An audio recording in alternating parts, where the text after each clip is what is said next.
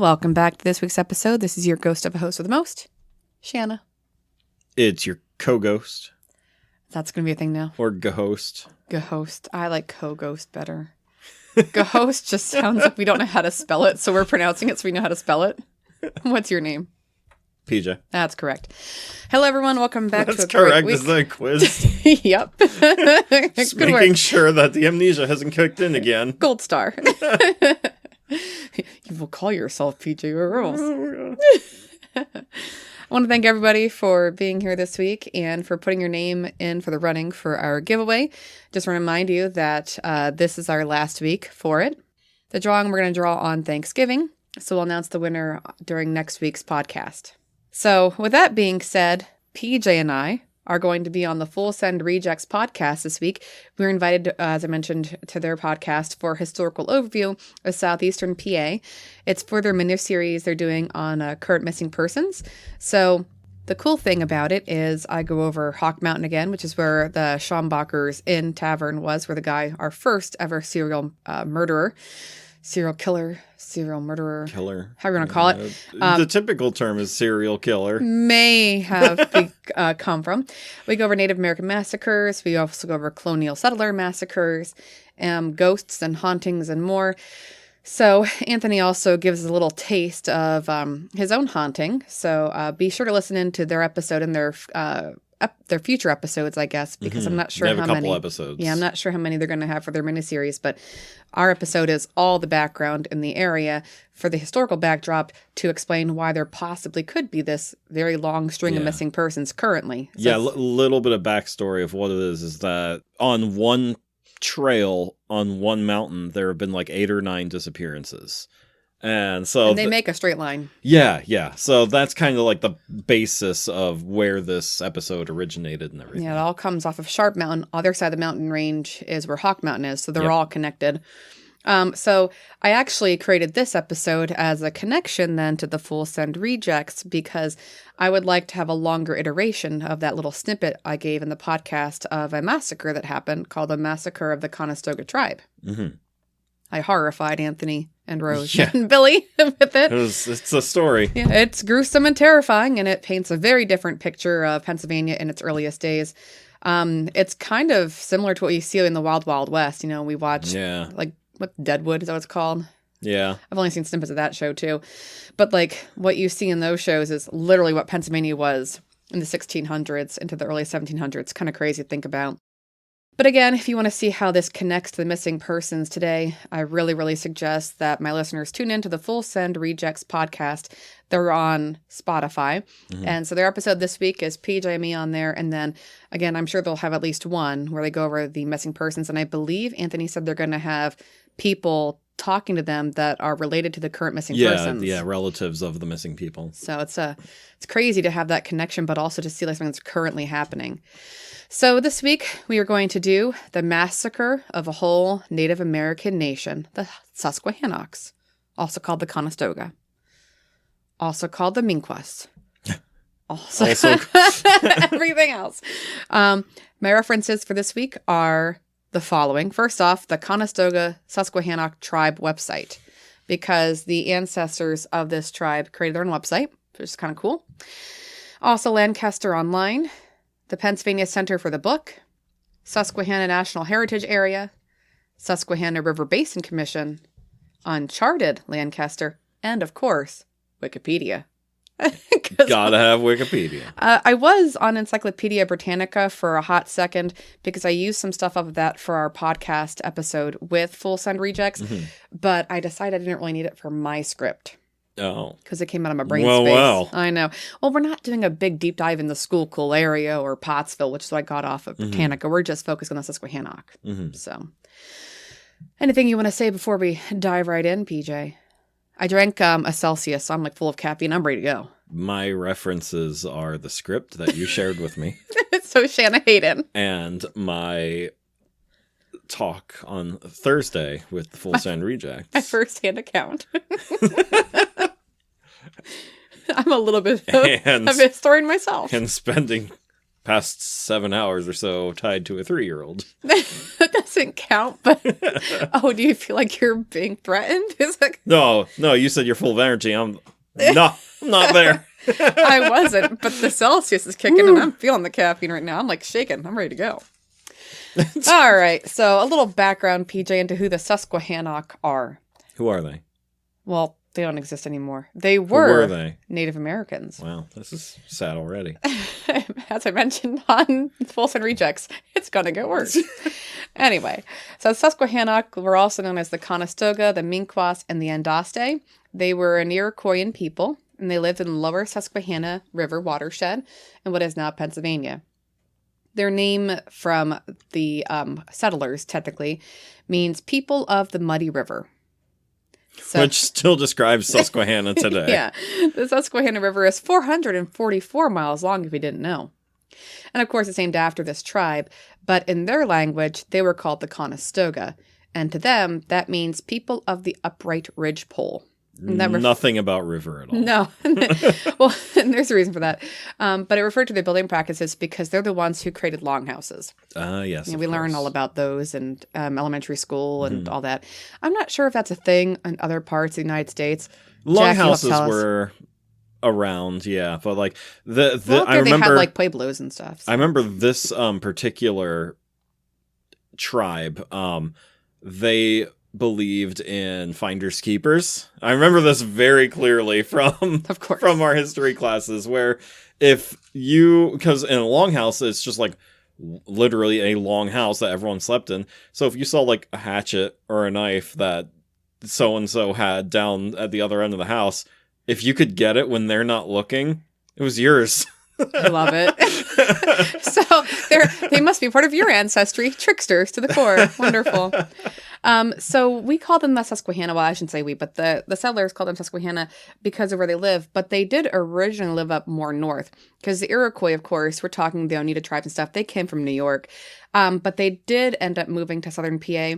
It's most likely because they wanted to control the fur trade. The Susquehannock were really well-known fur trappers. Mm-hmm. So they quickly trapped out the Susquehanna Valley area, though, because they caught all them animals and cut off all their furs, obviously. So then they became the middleman. I kind of feel like they're the mafia in a way for the fur trade. But they actually controlled all the native groups in New York, Ohio, and Canada, which caused some tensions between them and their tribes, which is why there were a lot of Indian wars happening throughout the 17th century. There's a lot of money to be made in it, of course, because we know that a lot of these furs were shipped back to Europe because they were very much in demand. You see that kind of comment a whole bunch, even in the Pocahontas movie, when you have like bears and stuff going back or bear baiting, but also they're all wearing this fancy mink furs and whatnot, looking all good. Yep. Beaver was really fancy to wear. So anyway, they were known for that. Now, they were actually first described by John Smith, though, to go back to Pocahontas legend. So again, we don't like the Disney movie because it's wrong. But John Smith. I don't want to talk about him.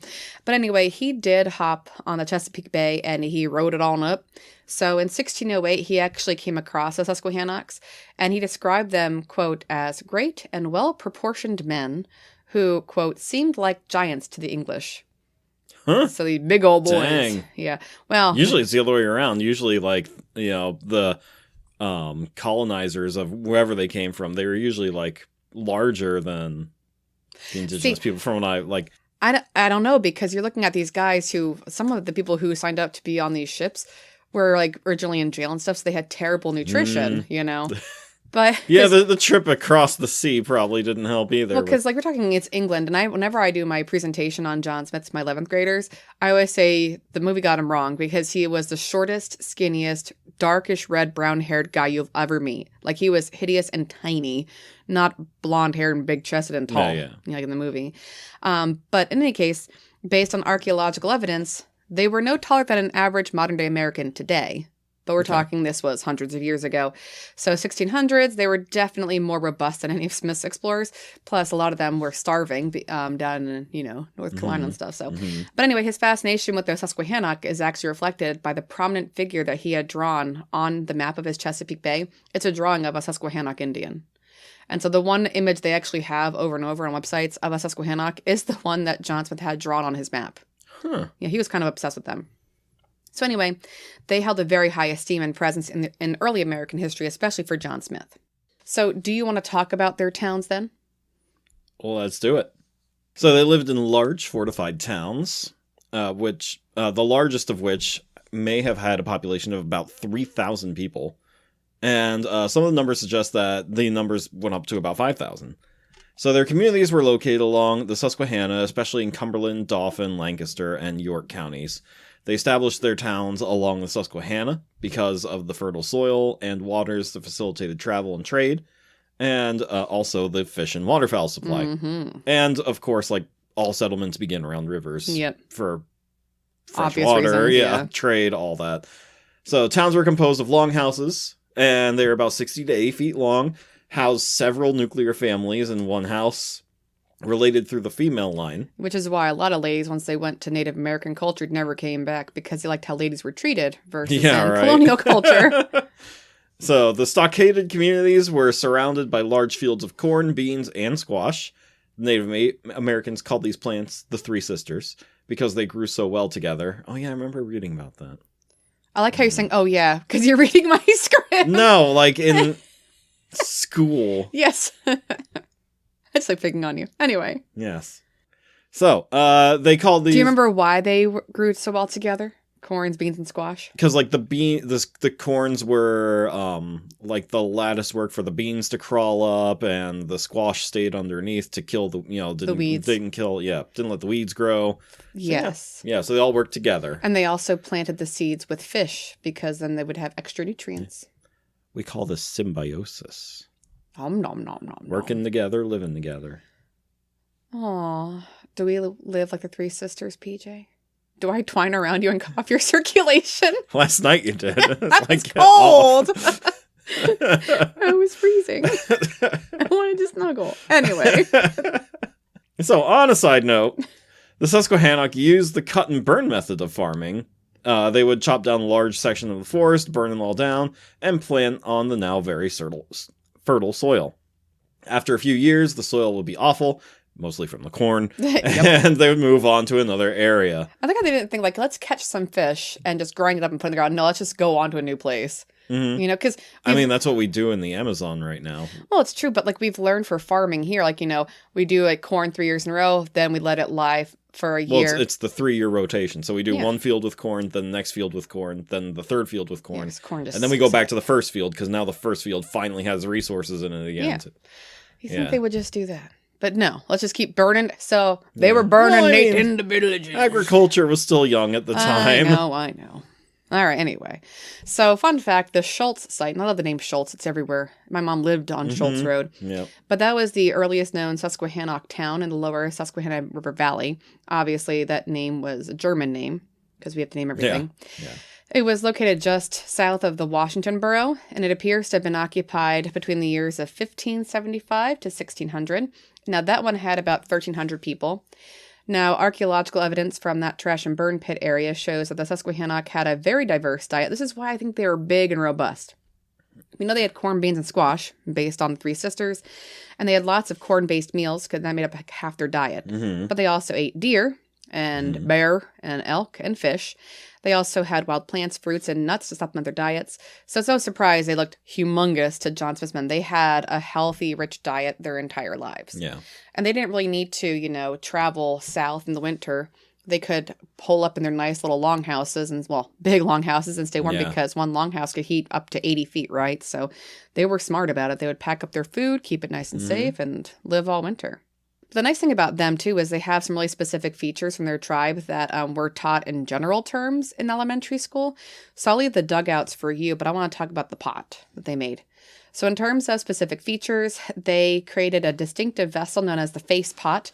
It was a pot that had a really high decorative, like, top collar, and then the collar was human faces. I don't know if I'd want to eat out of that, because you have people looking at you when you're eating. But what you got there? This looks delicious.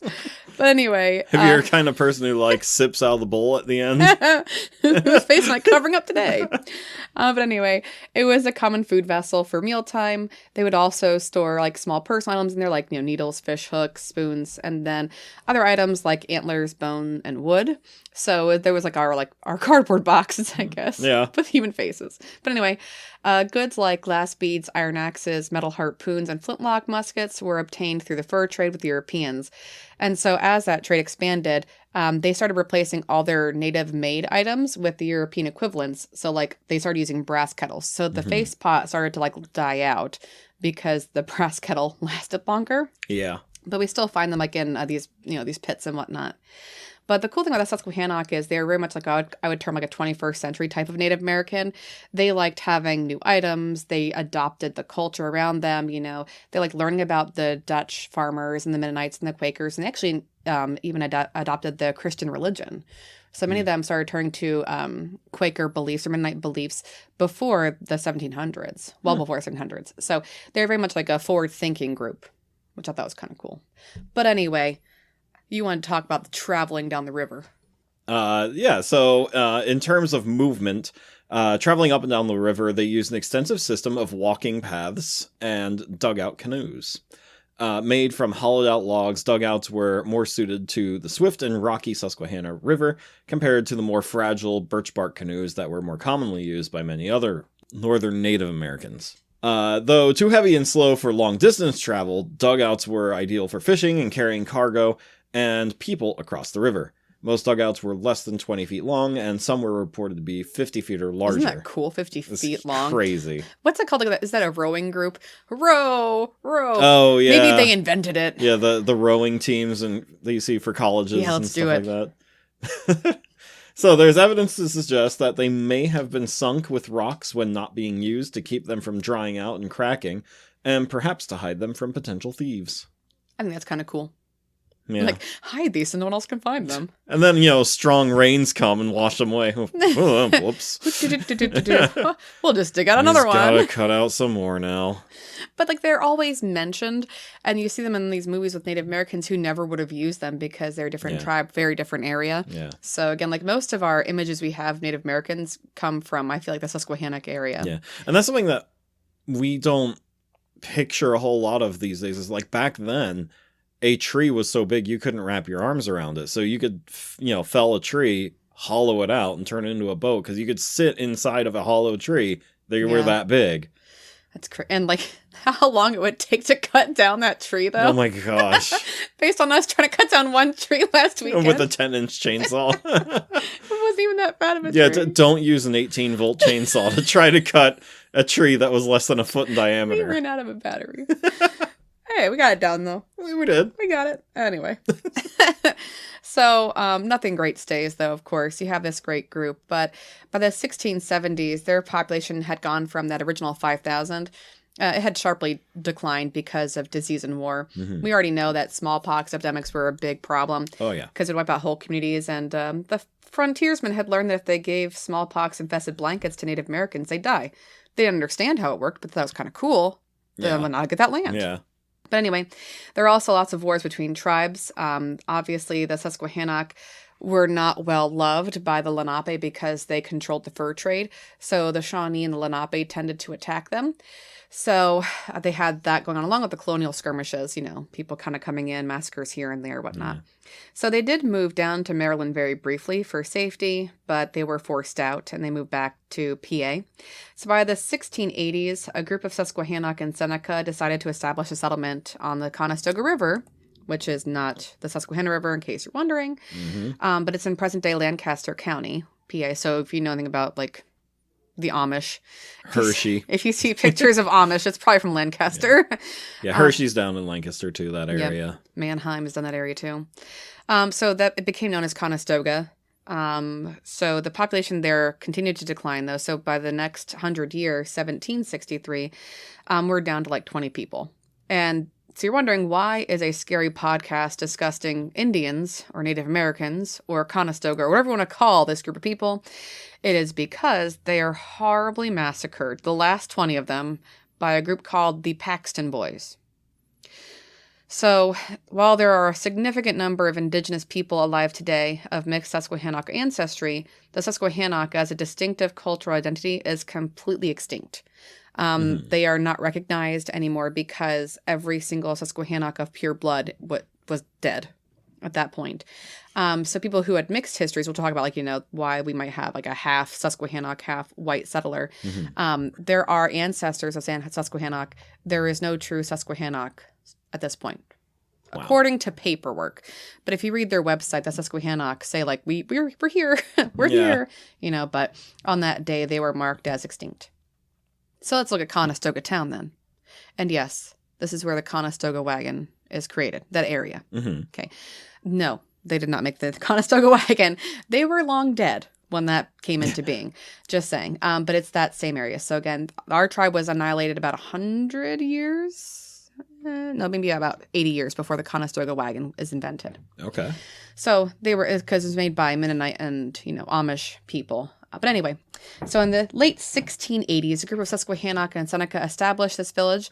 It's what we would now call Manor Township, right by Lancaster. We started just calling them Conestoga as a group. They were later joined by a number of Oneida and Cayuga families who just didn't want to be a part of all the tribal issues that were happening. And then in 1700, William Penn, who was the founder of Pennsylvania, of course, he visited them and he obtained from them a deed for their lands in the Susquehanna River watershed. And in return, he gave them Manor Township. And that was like their area. No one could take it. It was their land. And that was a treaty that was confirmed in 1701. That was the one quote that I had read on FullSendRejects, like, as long as the sun shall shine, that kind of stuff, we'll have peace. But were they given a manor? No. Dang it. Alas.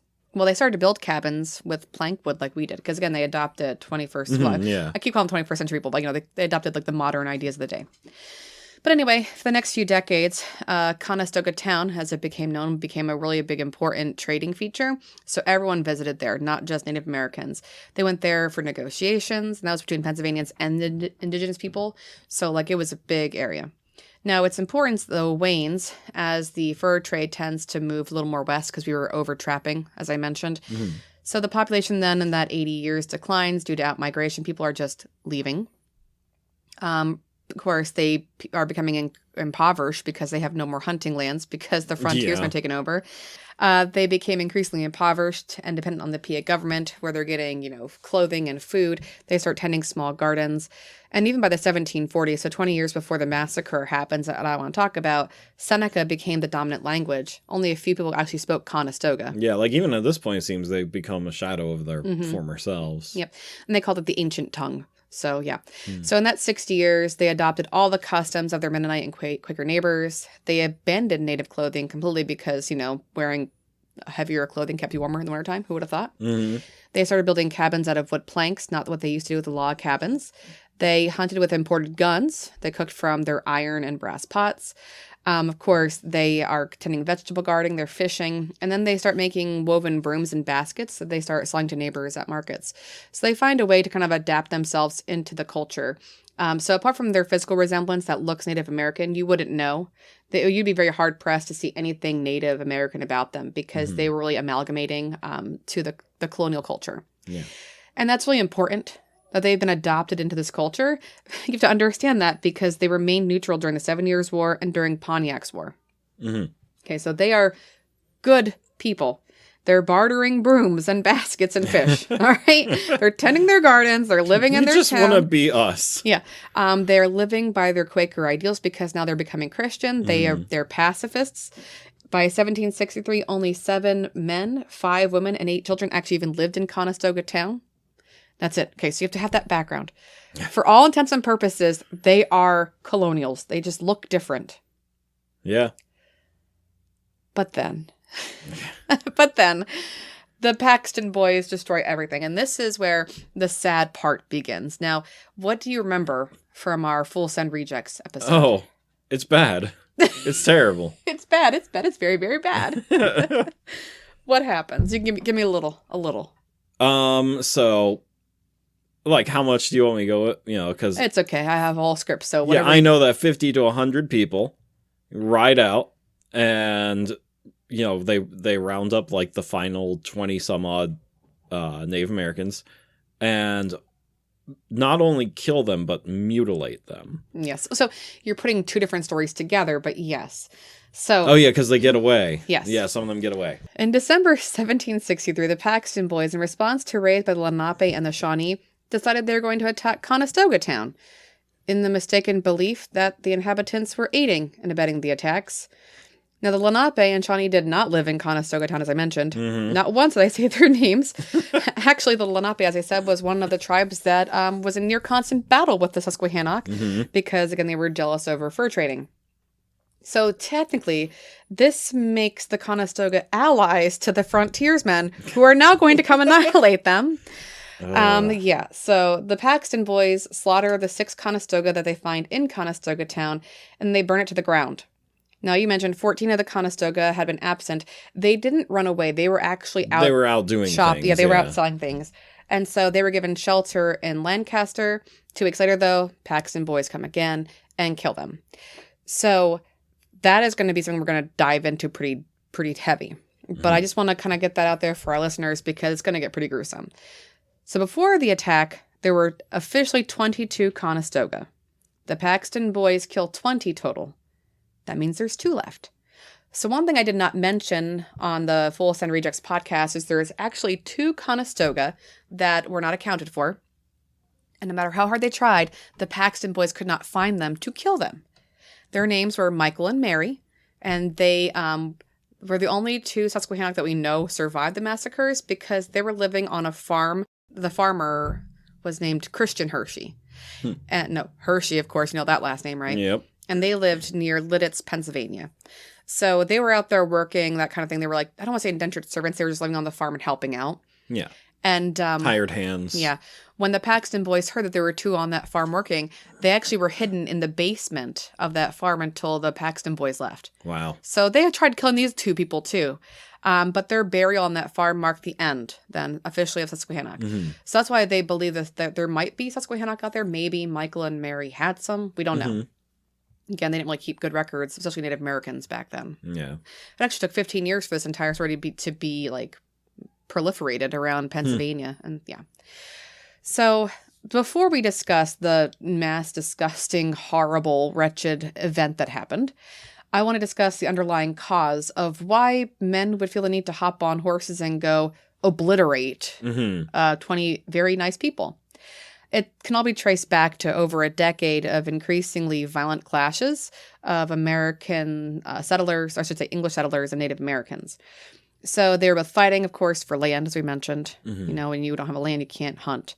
When William Penn had signed the land agreements with the various Native American tribes, there had been disputes resulting about whose land was whose, as we've mentioned before on this podcast. Many Native Americans, no surprise, felt their agreements were not being upheld, which we've proved they were not. Yep. But yeah, the seemingly... Surprise. Yeah. The unending influx of white settlers meant a constant expansion of them and their borders westward, which means that Native American raids on white settlements became common.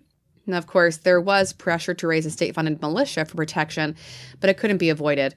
By 1756, all-out war was declared on Native Americans. And now that warfare continues for many years. And of course, it reaches its apex during the Pontiac's Rebellion. And that was the first half of 1763. So again, these poor people died in December of 1763. And as I mentioned, they were neutral during the Pontiac War. Yeah. So again, they weren't a part of it at all.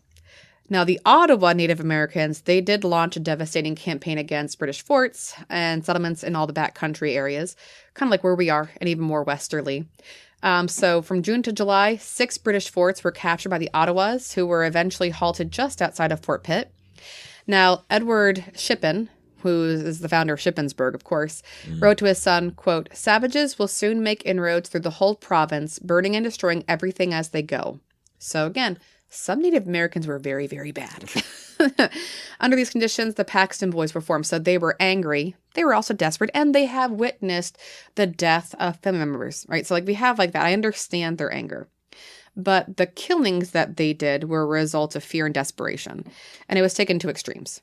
You can do your research before you go kill an entire group of people. What? Yes, I know. So again, no discussion on Susquehannock. They were not a part of the Pontiac's Rebellion. They were neutral. They were good Quakers. They were pacifists. Now, they lived only on land that William Penn had ceded to them in the 1690s, as I mentioned. By 1701, the treaty is signed. And they were living peacefully with their neighbors for decades. Now, it's interesting. He has a Native American name, but we called him Will Sock, the English settlers did. So Will Sock, a prominent member of the Susquehannock, became a target of the Paxton Boys due to the unsubstantiated claims that he was providing aid and intelligence to the Lenape and Shawnee. Will Sock would not give any aid to them because they were sworn enemies. But again, I heard that he was being bad. Mm-hmm. But anyway, Matthew Smith, along with 5 companions, decided to visit Conestoga town and investigate. So the Paxton Boys kind of go in and do some sniffing around. Upon their return, Smith claimed that he had seen, quote, dozens of strange armed Indians in a little village. Which, yeah, because he tried to get the guns. Oh my gosh. But all them Indians got them guns. Now, a reverend named Elder actually sent a written message to dissuade any violence, but that didn't work, obviously. Mm. So here is what actually happens. At daybreak on December 14th, 1763, more than 50 Paxton Boys attacked Conestoga Indian Town. They dismounted their horses and fired their flintlocks at the Native American huts. They rushed inside and tomahawked the survivors. They scalped everyone. The Paxton Boys proceeded to loot the village and then set all the buildings ablaze. The entire raid likely only took a few minutes. Emboldened by their successful attack, they headed home to Paxton. Now, what's really sad is from first-hand accounts. Now, again, it's actually technically second-hand because they all died. But there was a Native American woman who told her child to hide behind a big barrel and to not make a single noise. A bullet went through and hit him, and he still stayed quiet. But then he was later killed because he was found. Wow. Yeah, so that's how bad it was. Like, this poor child is killed. So Will Sock, what the bad guy who was giving all them trade secrets, was one of the 14 Susquehannock who had been away from Conestoga when the attack occurred. Like I said, they were out working and trading and selling their brooms and whatnot. And so they were given refuge in the Lancaster workhouse / jail. It was all the same thing back then. But they were told to take refuge there and hide. Now, the Paxton Boys, believing that Will Sock was a murderer as well as a spy, and of course they were angry that all these Susquehannock had escaped, they decided to ride to Lancaster 2 weeks later and take care of the rest of them. So now we're talking, it's right after Christmas. It is the morning, well, it depends. Morning / afternoon, because one account says it was 2 o'clock in the afternoon. Okay. Another one says the morning.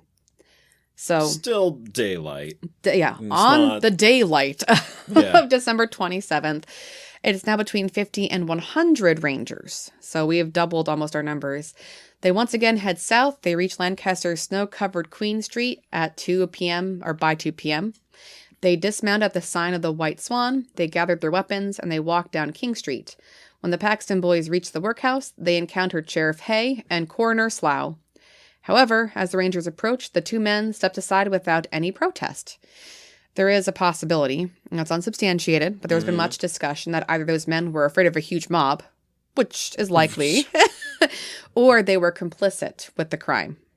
Because how else did the Paxton Boys hear they were hiding in this jailhouse? You know what I'm saying? It's fishy. Yeah. Yeah. So most people think they were complicit, and they're like, oh, you're here now. Well, here you go. Go and get them, right? Yeah. Now, Reverend Elder, the one who had sent the letter saying, don't be violent, he did appear before the angry mob and he tried to restrain them, but he's one guy against possibly 100, so he had no effect. So on that date, under the leadership of Smith and Stewart, the Paxton Boys broke into the workhouse and killed, scalped, and dismembered all 14 of the surviving Susquehannock, including the women and children. Just 12 minutes later, the bloodied killers emerged from the workhouse. They mounted their horses and boldly rode around the courthouse, shouting and discharging their firearms. They then returned their horses north on Queen Street and headed home. Now, they chose to get there at that time because they knew that there was going to be a church service, a special one for Christmas. So they wanted to make sure that no one would be available. They could just ride up there unheeded and take care of business. So there are no first-person accounts. Complicating this, too, is that it was another 15 years before any historians even documented the event. So we don't know much about what actually happened, which is why we're not sure if the sheriff and the coroner were actually complicit. Yeah. We have suppositions. But this much is true. The massacre of the Conestogas is a dark chapter in Lancaster's history. So William Henry, who is a resident of Lancaster, actually described the aftermath. He said, I saw a number of people running down the street towards the jail, which enticed me and other lads to follow them. At about 60 or 80 yards from the jail, We met from 25 to 30 men, well mounted on horses and with rifles, tomahawks, and scalping knives, equipped for murder. I ran into the prison yard, and there, oh, what a horrid sight presented itself to my view. Near the back door of the prison lay an old Indian and his woman, particularly well known and esteemed by the people of the town, on account of his placid and friendly conduct. His name was Wilsock. Across him and his native woman lay 2 children of about the ages of 3 years, whose heads were split with the tomahawk and their scalps all taken off. Towards the middle of the jail yard, along the west side of the wall, lay a stout Indian, whom I particularly noticed to have been shot in the breast.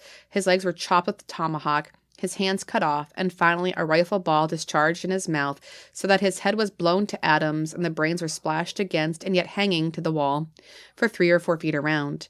This man's hands and feet had also been chopped off with a tomahawk. In this manner lay the whole of them, men, women, and children, spread about the prison yard, shot, scalped, hacked, and cut to pieces. Yikes. Yeah, I mean, they walked out covered in everything, hopped on their horses, and off they went, like, shooting. And it seems to me like a vision you'd get out of, like, Deadwood. You know, like, it's just... Yeah, it's hard to imagine, like, that's a real thing that would have happened. Yeah, in peace-loving Pennsylvania. So peace-loving. So after that second attack, Governor John Penn, okay, so obviously part of the William Penn family, as we know, he did offer a substantial reward for capturing these guys, or at least the ringleaders, but no one was ever identified. The idea is that people were behind them and backed them, because many of the residents of Lancaster County actually expressed sympathy towards the Paxton boys and their efforts. Of course. Yeah. Jeez. Well, they just did what needs to be done. So yeah, no prosecutions occurred. Yeah, a group that large doesn't just form naturally. Oh, it's going to get bigger. Oh, great. But it's going to get worse. I didn't mention this on the FullSendRejects because, again, I'm doing a deeper dive. Yeah. And what we're talking about with them doesn't really apply to... Well, because they're going to keep going southerly towards Philadelphia, whereas we need to get up northern, or more northern, I should say, for their podcast. But anyway, there was a strong feeling that many of the local officials, like the sheriff and the coroner and the magistrates, were not fully cooperating with the government, right? And they didn't want to bring the people of the massacre to justice. The Susquehannock murders were meant to, quote, convey a message, not just to scare the Philadelphian people, but the Native Americans. Obviously, the violence that was happening scared people. And, of course, it escalated violence in the future. So it definitely had a lasting impact, I guess. Now, in Philadelphia, they were angry at what had happened. So that's where Ben Franklin is hanging out. Because he's alive, right? This is the 1760s. So he has his own opinions. Like 14 years before. Yeah. So it's not exactly 1960, but, it's just shortly before the signing of the Declaration. Yep. So he is very, very upset. Now, of course, the Philadelphians all are angry because they knew the Susquehannock were very innocent. They're wonderful, decent human beings. And so when it came to this, Benjamin Franklin, in his narrative of the late massacres, actually noted that the Susquehannock would have been safe, quote, among any other people on earth, no matter how primitive, except the Christian white savages of Pextang and Donegal. So what a slap in the face, really to us. Well, not to us, but to that area. He's like, anybody else would have been great for them, but you guys are more savage than the Native Americans.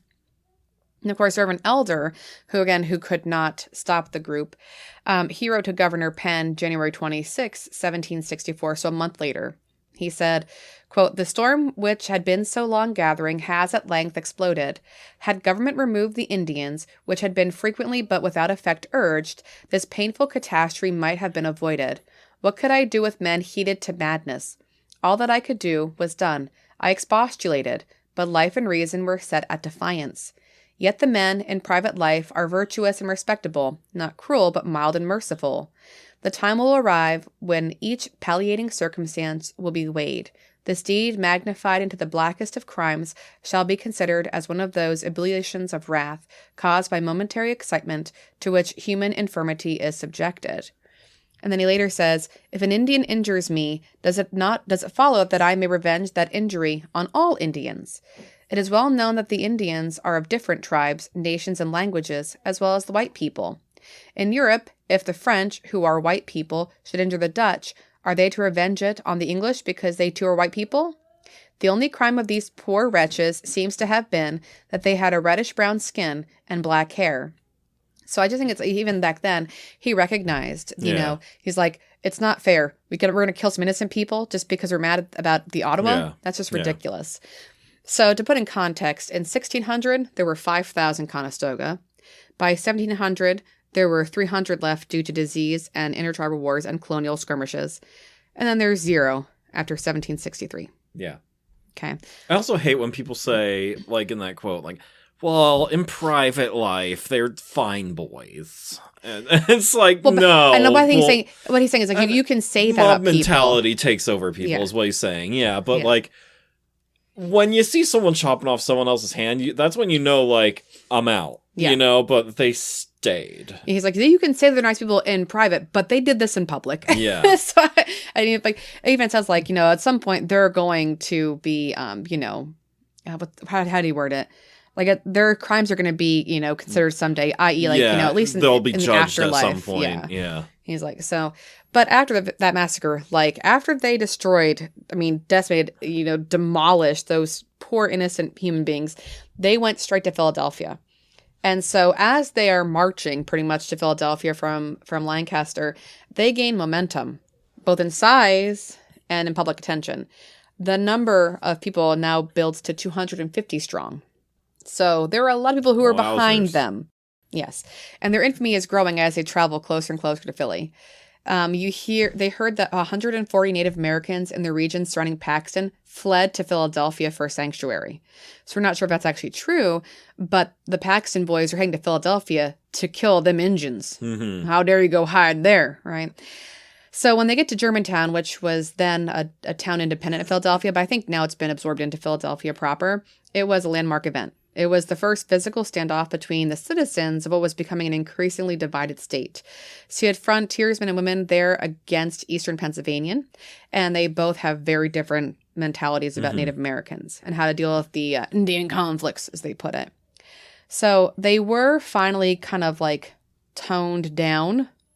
They were calmed down, I should say, during the standoff, because they were reminded that the ideology of Pennsylvania was founded upon Quaker values. And, you know, you should stay calm. It should be, as William Penn said, a, quote, peaceable kingdom. And we're not doing that. When they get to Philadelphia, their message is peace is no longer an option, buddy. It's not okay. So they're in this more prevalent view that America was a promised land for Christians, not for Native Americans, and it should be cleansed of the wickedness of the savages. And so, wow. Yeah, that's what they believed. And so they wanted to get rid of all the Native Americans so they could have their promised land. Yeah. Christian zealots. I know, right? Like, any zealot is bad. But, this is so embarrassing. Yeah. So Ben Franklin actually weighs in on all this because, again, he was one of our greats and he was Philadelphia, you know. So he said, "It grieves me to hear that our frontier people are yet greater barbarians than the Indians and continue to murder them in time of peace." So again, he was trying to follow William Penn's belief about being, you know, peaceful, being fair, whatnot. So what happens then is they are calmed down. They are allowed to go home because basically what happens is they, you realize that while this is disgusting, they had a lot of people who were politically behind them, which is always a thing. Oh, yeah. And so the seats of representation started changing for frontiersmen over these Quakers who were really in charge of Pennsylvania for the first 100-ish years. So you have that, like, that perspective change. And that's when you see Pennsylvania really fully change to a more, I don't want to say moderate or, like, you know, modern, but like a more frontiersman-oriented Congress. So anyway, that being said, there is no memory left about the Conestoga because, again, they were killed. We have no written records. We have no living descendants, technically speaking. Their history is, like, their culture is very blurry. We get most of our archaeological data and kind of guess at what their lives were like. Yeah. And from secondhand accounts. There is a plaque that has, you know, been raised and put in the Conestoga area for them. But apart from that, there's really no other Conestoga. Nothing that we know about.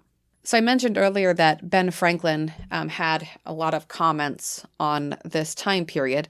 And there was a narrative that was written because this time period, a lot of publications. We know that Ben Franklin was quite the prolific writer and may have caused the Jersey Devil to come into existence. It was called A Narrative of Late Massacres. And so just a couple of quotes that I pulled out of it that I find it interesting, and you get an idea of what it looked like because people are recollecting what they saw, and telling their story. Mm-hmm. So on Wednesday, the 14th of December, 1763, 57 men from some of our frontier townships who had projected the destruction of this little commonwealth came, all well mounted and armed with firelocks, hangers, and hatchets, having traveled through the country in the night to Conestoga Manor. There they surrounded the small village of Indian huts, and just at daybreak broke into them all at once. Only 3 men, 2 women, and a young boy were found at home, the rest being out amongst the neighboring white people, some to sell the baskets, brooms, and bowls they manufactured, and others on other occasions. These poor defenseless creatures were immediately fired upon, stabbed, and hatcheted to death. The good Shahays, among the rest, cut the pieces in his bed. All of them were scalped and otherwise horribly mangled. Then their huts were set on fire, and most of them burnt down. When the troop, pleased with their own conduct and bravery, but enraged that any of the poor Indians had escaped the massacre, rode off, and in small parties, by different roads, went home. The universal concern of the neighboring white people on hearing of this event, and the lamentations of the younger Indians when they returned and saw the desolation and the butchered, half-burnt bodies of their murdered parents and other relations, cannot well be expressed. Notwithstanding this proclamation, those cruel men again assembled themselves, and hearing that the remaining 14 Indians were in the workhouse at Lancaster, they suddenly appeared in that town on the 27th of December. 50 of them, armed as before, dismounting, went directly to the workhouse, and by violence broke open the door, and entered with the utmost fury in their countenances. When the poor wretches saw they had no protection nigh, nor could possibly escape, and being without the least weapon for defense, they divided into their little families, the children clinging to their parents. They fell on their knees, protesting their innocence, declaring their love to the English, and that in their whole lives they had never done them injury. And in this posture they all received the hatchet. Men, women, and little children were every one inhumanely murdered in cold blood. The barbarous men who committed the atrocious fact in defiance of government, of all laws human and divine, and to the eternal disgrace of their country and color, then mounted their horses, huzzaed in triumph, as if they had gained a victory, and rode off unmolested. The bodies of the murdered were brought out and exposed in the street, till a hole could be made for them in the earth, to receive and cover them. But the wickedness cannot be covered, the guilt will lie on the whole land, till justice is done on the murderers. The blood of the innocent will cry to heaven for vengeance. And so, if you can imagine, you have these, innocent women and children and men on their knees begging, saying, we've done nothing. Look, I'm speaking your language. We are totally, we've adopted your stuff. We're for you. And then they're still being killed, as they're pleading for innocence. Oh, my, it's crazy. Yep. Disgusting. So, this is a spooky podcast, PJ. Obviously, we had a horrifying massacre. And especially in that Lancaster jail. In its own right. What people can do to each other. Can you imagine, being the people who had to bring those bodies out of the workhouse to bury them? Oh, I found another hand. Oh, here's a foot. Anyway, obviously that entire area is haunted.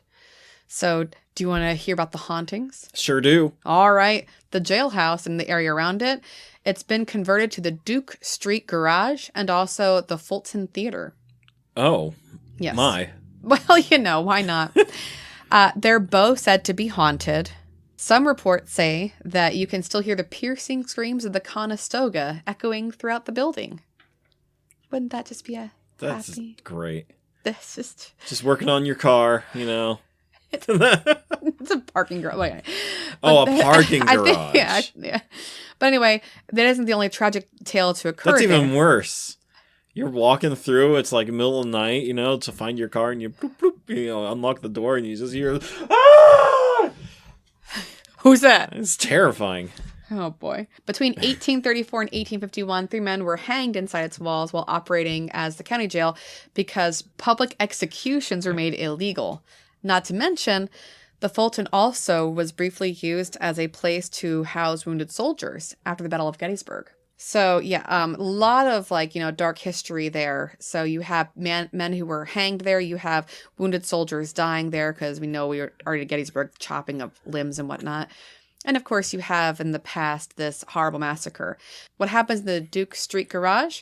Well, people see shadowy figures darting around the various floors, along with hearing these piercing screams. Shadow figures are bad. Yes. Don't go close to that. No. Now, in the Fulton Theater, there has also been sightings of a woman in white and she's dressed in turn-of-the-century clothing. They think she may actually be a stage crew member, but she's haunting that area. Yes, there's also phantom screaming and applause. So I hope that it's good phantom screaming, but as you mentioned, it's probably screams of terror and pain. But there's also applause, and there's whistling from a man called the Whistler in the Fulton Theater. Yes. But what is interesting about the Fulton Opera House is that the hauntings were reported even before the theater was built.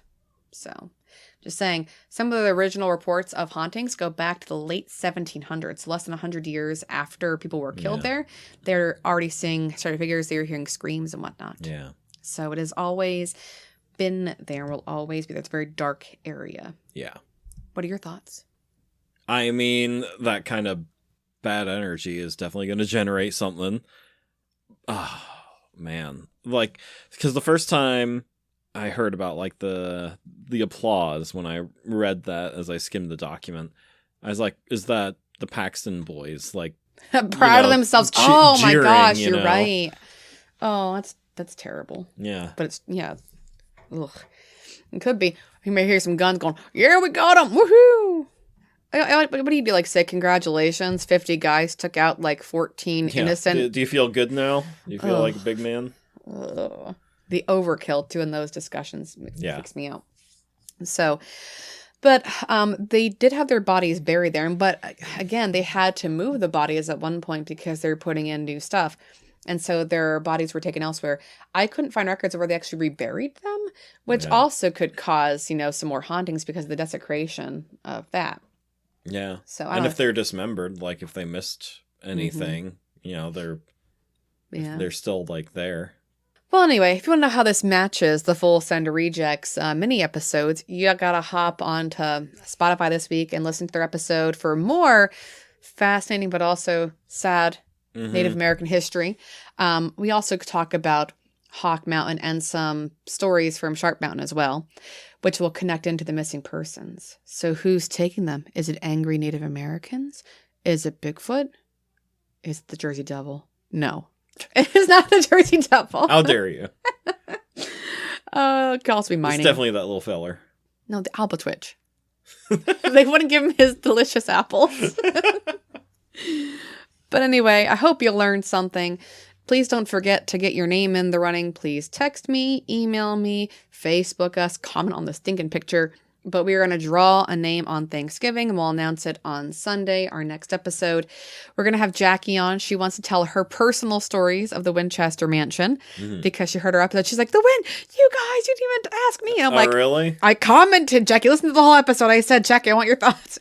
Jackie, she never tells me when you text anymore. No, well, because I'm talking to her one-on-one. Get out of here. Look at me. Look at me. Glad you liked the episode. Did she like the episode? She did. Did you like the episode, Jackie? Oh my God. No, I'm talking to Jackie now. You stay out of this. Okay, I'm sorry. She wants to tell her story about that and her friend that went, and they also have other stories too. So she's gonna, so she's gonna tell us some stories. Oh yeah, then we got Anthony's stories from his haunting. Yeah. It's gonna be fun. So anyway, please listen to the full Send Rejects. Let them know your thoughts about these missing persons. And again, they're currently missing. This isn't like 1763. Yeah. This is like current day. But in any case, as always, have a lovely week and think spooky thoughts. I did it.